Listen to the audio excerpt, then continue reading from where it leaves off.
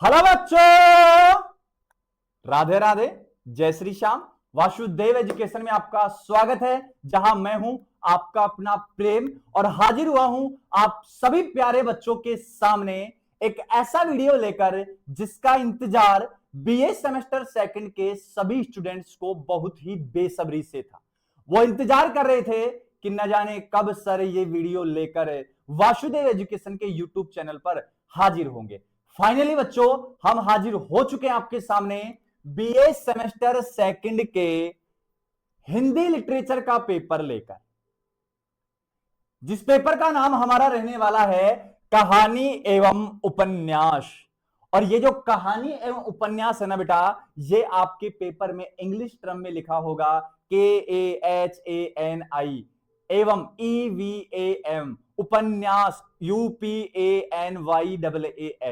तो ये कहानी एवं उपन्यास आपका पेपर है। जिन जिन का ये पेपर है उनके लिए मैं इंपोर्टेंट क्वेश्चंस तैयार करवा कर लाया हूं। हमारे जो हिंदी के एक्सपर्ट हैं, जिनको तकरीबन 14 से 16 साल का एक्सपीरियंस हो चुका है कॉलेज एजुकेशन में। मैंने 14 से 16 इसलिए बोला है क्योंकि वो सर स्कूल में भी शायद कुछ समय तक पढ़ाए थे। ये मॉडल पेपर सेकंड रहने वाला, फर्स्ट रहने वाला है, और इसके बाद मैं बात करने वाला हूं मॉडल पेपर फर्स्ट की। तो जो हिंदी वाले जो सर हैं उनका सभी आभार प्रकट करेंगे। जो हमारे विक्रम सिंह जी तंवर सर जो हैं, उनसे हमने ये पेपर तैयार करवाया। तो यहां सबसे पहले मैं आपको पेपर की स्कीम बता देता हूं। बेटा, आपका जो पेपर है वो 3 खंडों में आने वाला है। खंड ए, खंड ब और खंड स। खंड ए में आपको छोटे क्वेश्चंस मिलेंगे जिनकी जो संख्या रहेगी वो रहेगी 10। उसके बाद आपको खंड ब में सप्रसंग व्याख्या करनी पड़ेगी, और ये सप्रसंग व्याख्या आपकी आएंगी 4 व्याख्या आएंगी। 4 में मैन भी आएंगी और अथवा भी आएंगी, तो आप किसी का भी चयन करके और सप्रसंग व्याख्या कर सकते हैं। नेक्स्ट जो खंड स है उसमें आपको 4 यूनिट से 4 क्वेश्चन मिलेंगे, और उसमें भी आपको ऑप्शनल मिलेंगे, मैन भी मिलेगा, अथवा मिलेगा, जो चाहे आप वो चूज कर सकते हो। शायद मुझे उम्मीद है कि आपको पेपर स्कीम समझ में आ गई होगी, और उसी पेपर स्कीम के आधार पर मैं आपके सामने लेकर हाजिर हुआ हूं कहानी एवं उपन्यास का मॉडल पेपर फर्स्ट, जिसमें कुछ ऐसे क्वेश्चंस रखे गए हैं जो बिल्कुल एग्जाम ओरिएंटेड हैं, और जो बिल्कुल तजुर्बे के साथ, और जो पीवाईक्यूज आपके जो पेपर्स हैं प्रीवियस ईयर के, उनके आधार पर ये रखे गए हैं। जिनको भी पिछले साल के पेपर की नीड है कि सर हम एक बार देखना चाहते हैं कि पैटर्न कैसा है, तो वो व्हाट्सएप पर कांटेक्ट करके हमसे पिछला पेपर देख सकते हैं, उसमें कोई प्रॉब्लम नहीं है। तो चलते हैं पहले क्वेश्चंस की ओर। तो पहला क्वेश्चन ये रहा बेटा, क्या है? बीएससी सेमेस्टर, बीए है। बीए सेमेस्टर क्या है बेटा? सेकंड है। बीए सेमेस्टर क्या है? सेकंड है। ध्यान नहीं दिया, शायद टाइपिंग मिस्टेक होगी। फिर ये मॉडल पेपर क्या है? फर्स्ट है। क्या है? कहानी एवं उपन्यास आपका पेपर है, और इसमें क्या है? क्वेश्चन नंबर फर्स्ट है, और क्वेश्चन नंबर फर्स्ट को मैं कह सकता हूं कि ये आपका आएगा बेटा खंड ए से। किससे आएगा ये? खंड ए से आएगा। क्लियर है बात? अब इसमें छोटे क्वेश्चन है 10, तो देखो क्या क्या है। सबसे पहला क्वेश्चन है कहानी किसे कहते हैं? 2 प्रमुख कहानीकारों के आपको क्या करना है बेटा? नाम लिखने हैं। बात करूं मैं ख की, जो सेकंड क्वेश्चन है वो है कहानी के प्रमुख तत्वों के आपको क्या लिखने बेटा? नाम लिखने हैं, कि कहानी के जो प्रमुख तत्व, जो प्रमुख एलिमेंट्स होते हैं, उनके आपको नाम लिखने हैं।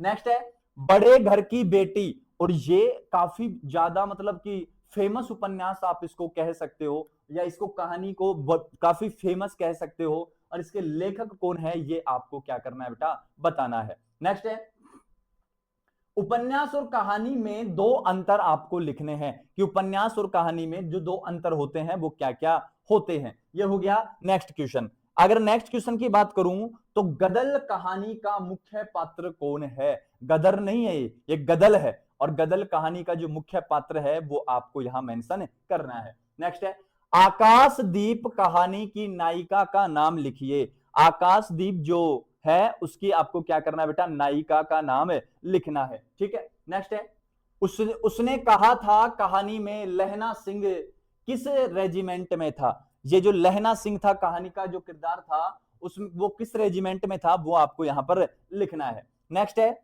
ग्लोबल गांव के देवता के लेखक कौन है? ग्लोबल गांव के जो देवता है उसके लेखक कौन है, ये आपको क्या करना है, यहां समझाना है या लिखना है 2-4 लाइनों में।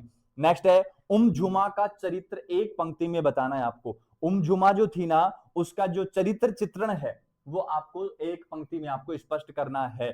ठीक है। नेक्स्ट है, राजा निर्बंसिया कहानी का मुख्य विषय क्या है? जो राजा निर्बंसिया कहानी है इसका जो मुख्य विषय है वो आपको क्या करना है, बताना है। तो ये अपने पास हो गए बेटा 10 छोटे क्वेश्चंस जिनके आपको क्वेश्चन देने हैं खंड ए में। क्लियर है बात? इनके आपको आंसर लिखने हैं किसमें, खंड ए में। नेक्स्ट है, नेक्स्ट बेटा, निम्न गद्यांशों की सप्रसंग व्याख्या करनी है और ये सब आपको देखने को मिलेगा खंड बे में। और यहां जो दूसरा क्वेश्चन है उसमें पहली जो सप्रसंग व्याख्या है वो क्या है कि हम पिता पर गर्व करते थे। भाई पिता पर किसको गर्व नहीं होता है, सबको ही गर्व होता है। और खुश नसीब है हम कि हमें पिता का साया मिला है, मां का आंचल मिला है, पिता का साया मिला है। और वो कहते हैं ना कि जिनके सर पर पिता का हाथ होता है जन्नत उसके चरणों में पड़ी होती है, समझो आप। हम पिता पर गर्व करते हैं, करते थे, प्यार करते थे, बिल्कुल करते थे, उनसे डरते थे। और डर भी लगता है बेटा, डर होता है एक, जैसे होता है ना कि अपने जैसे मम्मी कुछ काम कह रही है, आप कह रहे हो कि मैं नहीं कर रहा इसको, तो मम्मी पीछे से एक बात बोलती है जिससे शायद हम डर के और काम करने चले जाते हैं। कहते हैं कि शाम को तेरे पापा को आने दे, फिर तुझे बताएंगे वो। फिर अपन को एक डर सा माहौल सा पैदा हो जाता है कि क्या पता शाम को पापा डांट फटकार लगा दें या कुछ एक आधा चांटा मार दें। तो हमें वो डर लगता था, हमें पता था कि वो हमसे प्यार भी बहुत ज्यादा करते हैं, लेकिन वो काफी बार हमारी गलतियों पर हमें डांट भी देते थे। और उनके होने का एहसास ऐसा था जैसे किसी किले में रह रहे हों। बिल्कुल सही बात है बेटा कि जिनके ऊपर पिता का साया होता है वो इंसान किसी राजा से कम नहीं होता। और राजा अगर है ना तो किले में शानो शौकत से रहते हैं हम। और पूछो उनसे जाके आप लोग जिनके सर पर पिता का साया नहीं है, छोटी उम्र में वो घर से निकल जाते हैं, छोटी उम्र में वो जिम्मेदार बन जाते हैं, उनको एहसास हो जाता है कि घर की जिम्मेदारियां अब उनके कंधों पर आ जाती हैं। लेकिन जब पिता होता है घर में तो हमें जिम्मेदारियों का एहसास बहुत लेट होता है, क्योंकि है ना जिम्मेदारी लेने वाला घर में बड़ा, और उसी को तो अपन पिता कहते हैं।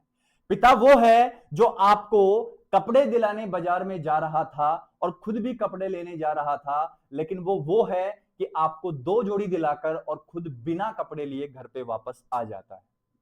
बात को समझा ना, गहरी बात है। पिता वो है जो खुद के लिए शायद कुछ खरीदने गया था लेकिन खरीद कर अपने बच्चों के लिए ले आया। क्यों? क्योंकि उसके पास इतना ही पैसा था कि सिर्फ बच्चों के लिए खरीद सकता था, तो उसने वरीयता अपने बच्चों को दी। वो है पिता। तो पत्थर की मूरत कह सकते हो आप, लेकिन वो पत्थर की मूरत कब पिघल कर मोम बन जाती है ये पता ही नहीं चलता हमें, तो उसको आप पिता कहते हैं। ऐसा किला जिसके चारों ओर गहरी खाइयां खुदी हुई हों, बुर्ज बहुत ऊंचे हों। तो इसकी आपको क्या करनी है, सप्रसंग आपको व्याख्या करनी है। एक क्वेश्चन नंबर है सेकंड।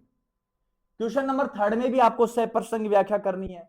हृदय से खून लिए और इस तरह चाय हलवाइयों अपना हृदय निकलवाने देने जा रहे हो, उससे मजबूरी में एक एक पैसा काट काट कर देना पड़ रहा था। एक एक पत्ते के साथ उसका मस्तक अपनी दीनता के बारे में दबा जा रहा था। कभी कभी लगता है कि मुझे ये कहानी सुदामा जैसी लगती है। सुदामा की भी तो सेम हालत थी, गरीबी में दबा जा रहा था बेचारा, लेकिन फिर पत्नी के बार बार कहने पर पहुंच गया वो द्वारकाधीश के दरबार, जहां द्वारकाधीश ने उसके इस ऐसे इंतजाम कर दिए जो शायद हम किसी ने भी, सुदामा तो बहुत दूर की बात है, हम किसी ने भी शायद वो कभी नहीं सोचा होगा। बिठा दिया था अपनी राजगद्दी पर, उसको चरण धुला दिए थे उसके आंसुओं से। तो ये कहानी कुछ मुझे उसके जैसी सिमिलर सिमिलर लगती है। ठीक है। नेक्स्ट है 4 नंबर, यह है जैसे जैसे रात उतरती झिंगुरों का गान और सियारों की पुकार भारी पड़ती जाती, मन भी कंबल सा भारी होने लगता, उचाटपन तन मन पर छाने लगता, घर की याद में आंखें डबडबाने लगती। ये किसी रात का वर्णन है। ठीक है। और ये जो हॉरर मूवीज नहीं होती, उन हॉरर मूवीज की कहानी लगती है थोड़ी सी, ठीक है, कि जैसे जैसे रात उतरती है झिंगुरों का गान और सियारों की पुकार भारी पड़ती जाती है। और ये जो सियार वगैरह होते हैं रात में चिल्लाते हैं, आवाज निकालते हैं, ये निकालते हैं 12 बजे से और 2-2:30 बजे तक। तो जैसे जैसे रात ही तो उतर रही है वो, तो वहां फिर डर लगने लगता है, मन भी कंबल सा भारी होने लगता है, मन भी कंबल के जितना भारी होने लगता है, अपन डरने लग जाते हैं कि पता नहीं क्या है क्या नहीं है। उचाटपन तन मन पर छाने लगता है, बेचैनी छा जाती है, शायद इतनी बेचैनी की पसीने आने लग जाए, और घर के याद में आंखें डबडबाने लगती हैं, बस ये रहता है कि बस एक बार घर पहुंच जाएं जैसे तैसे करके, बस एक बार। तो वो कुछ ऐसा है। तो इसका आपको सप्रसंग व्याख्या करनी है। लास्ट जो अपने पास सप्रसंग व्याख्या है वो है, वन विभाग असुरों और आदिवासियों को अपने क्षेत्र में घुसपैठिया मानता है। क्लियर है बात? वह यह मानने को तैयार नहीं है कि वन गांव के लोग सदियों से यहां रहते आए हैं, वन विभाग ही बाद में आया है। मतलब वन विभाग के लोगों को यह लग रहा है कि वहां जो लोग रह रहे हैं आदिवासी, वो उनको घुसपैठिए मान रहे हैं, जबकि वन विभाग को यह नहीं पता है कि वन विभाग बाद में बना है, आदिवासी पहले से वहां रहते हैं। मतलब ये तो वही बात होगी कि एक गांव था, छोटा गांव के लोग रहते थे, पुराने लोग थे, लेकिन धीरे धीरे बदलाव हुआ, बदलाव से गांव कस्बा बना, कस्बे से शहर बन गया। इसका मतलब ये तो नहीं ना कि वहां के जो बूढ़े लोग थे उनकी कोई वैल्यू नहीं होगी, वैल्यू तो होगी। अरे तुम लोगों ने बदलाव किया है, तुम लोगों ने बाद में उसको बदला है, कस्बे से शहर बनाया, गांव से कस्बा, कस्बे से शहर बनाया। इसका मतलब ये तो नहीं ना पुराने लोगों की वैल्यू नहीं होगी, वैल्यू होगी। ठीक उसी प्रकार आदिवासियों को घुसपैठिया मानना ठीक नहीं है, क्योंकि वन विभाग बनने से पहले आदिवासी पहले जंगल में, वन विभाग में रहते थे, उसी जंगल में रहते थे। तो ये थी लास्ट और फाइनल अपने पास क्या थी, सप्रसंग व्याख्या थी। अब चारों यूनिट से ना बेटा क्वेश्चन आएंगे आपके, प्रत्येक क्वेश्चन में 2 आएगा, मैन आएगा अथवा का आएगा, कोई भी आप कर सकते हो। छठा क्वेश्चन जो अपना है ये अपने आएगा बेटा खंड सै में।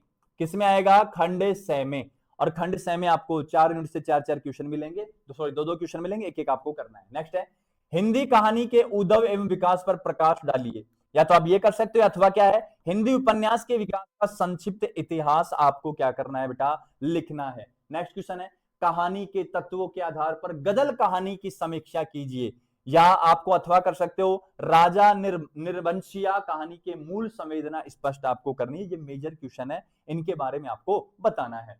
नेक्स्ट अगर बात करूं तो 8 नंबर है, आकाशदीप कहानी की नायिका का चरित्र चित्रण लिखिए। और ये जो आकाशदीप कहानी है ना, इसकी जो नायिका है, इसका चरित्र चित्रण ज्यादा ही इंपॉर्टेंट है, क्योंकि ये शॉर्ट क्वेश्चन में भी आया, एक पंक्ति में पूछा था वहां, लेकिन यहां ऐसे पूछ रहा है ये, तो ज्यादा इंपॉर्टेंट है। नेक्स्ट है, अथवा में इसका उसने कहा था, कहानी की विशेषताओं पर प्रकाश डालना है आपको। जो जो इसकी जो विशेषताएं है ना, जो स्पेसिफिक बातें हैं, उनके ऊपर क्या करना है, प्रकाश डालना है, लिखना है वो। लास्ट क्वेश्चन है, ग्लोबल गांव के देवता उपन्यास की प्रमुख समस्याओं की विवेचना कीजिए। या तो ये कर दो आप, ग्लोबल गांव के देवता, या है रुमझुम के चरित्र की प्रमुख विशेषता आपको बतानी है। तो ये थे बेटा अपने पास कहानी एवं उपन्यास पेपर के लिए मोस्ट इंपोर्टेंट क्वेश्चंस, जो एग्जाम ओरिएंटेड हैं, जो एग्जाम में छपने वाले हैं। तो जल्दी से इनको एनालिसिस करो। किसी भी प्रकार की कोई समस्या हो तो कमेंट सेक्शन में आप हमें बता सकते हैं। मिलते हैं बच्चों इसके मॉडल पेपर सेकंड को लेकर। तब तक लिए बच्चों को राधा राधा, जय श्री श्याम और हरे कृष्ण प्रभु। लास्ट में जाते टाइम एक ही बात कहूंगा, अगर चैनल पर नए हैं तो चैनल को सब्सक्राइब कर लो, बेल आइकन को हिट कर लो, नोटिफिकेशन को ऑन कर लो, क्योंकि ये चैनल आपके बहुत ज्यादा काम आने वाला है। और जितने भी आपके कहानी एवं उपन्यास वाले जो दोस्त हैं जिनका ये पेपर रहने वाला है, उनको भी ये वीडियो जल्दी से जल्दी शेयर कर देना। तो मिलते हैं बच्चों नेक्स्ट मॉडल पेपर के साथ।